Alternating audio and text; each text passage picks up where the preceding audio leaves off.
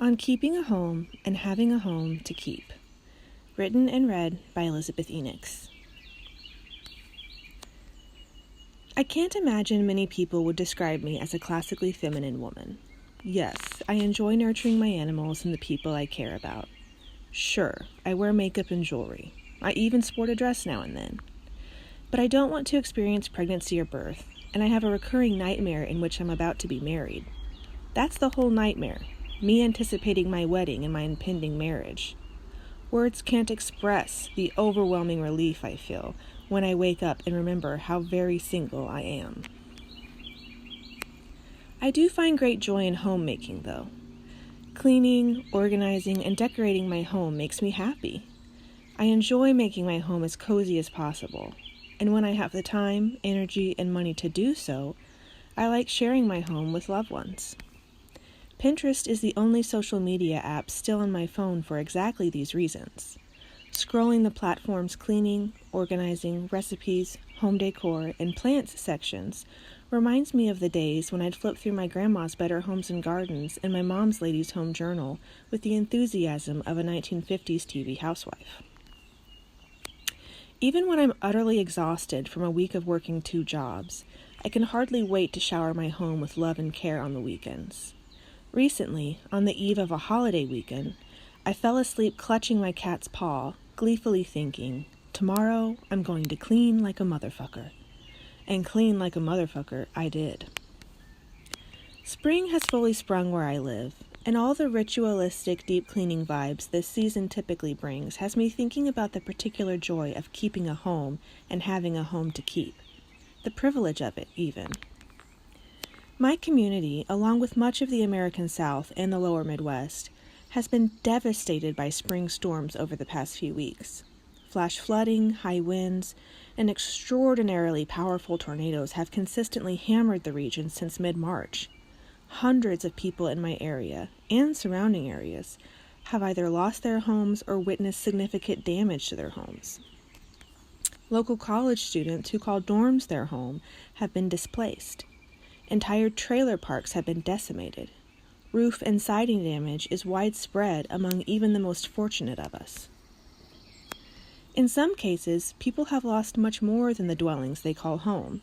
They've lost their loved ones. They've lost their lives. So far, me and mine keep getting lucky, and I hope it stays that way. But with each fresh storm warning, I wonder if all my hours of homemaking might be swept away in an instant. If I, or someone I love, might be swept away in an instant. Humans aren't the only animals who spend time and energy managing the appearance of their homes. Burrowing owls have been known to decorate their burrows with everything from plastic toy parts to cigarette butts to aluminum foil, among other things. Pigs have been observed decorating their homes with wildflowers and other plants. There are other animals who appear to have particular home decorating habits also. To be alive on planet Earth, it seems, is to keep a home. I've never owned a home, and as a chronically low-paid millennial, I don't know if I ever will. Nevertheless, it concerns me that climate change is expected to negatively impact the housing market in the near future. In the U.S., anticipating rising sea levels is already a prudent choice for any person who's considering buying or selling a house in the Sun Belt or most coastal communities. And as fires, earthquakes, drought, and hurricanes drive more and more people away from the coasts, increased chances of flooding and severe storms in inland regions must be taken into account during the home buying process. Meanwhile, changing landscapes and weather patterns, as well as ever-growing human encroachment of wildlife habitats, is making it harder for non-humans to keep their homes. As someone who was born and raised in tornado country, my tolerance for storms isn't low, but this spring feels different. It seems like the storms are hitting harder, faster, and closer together. I know where in my home to camp out in case of a tornado warning, my bathroom. I keep a battery-operated lantern under my sink, and there's a fully prepped go bag next to my dresser. My cat's carriers stay on my porch in case we need to flee in a hurry. Still, when faced with potentially losing the home I love to keep, I'm finding there's only so much peace that preparation can bring. Over the last decade, I've often found comfort in the fact that humans are so adaptable. As a species, we're pretty good at figuring out how to survive, especially when we work together.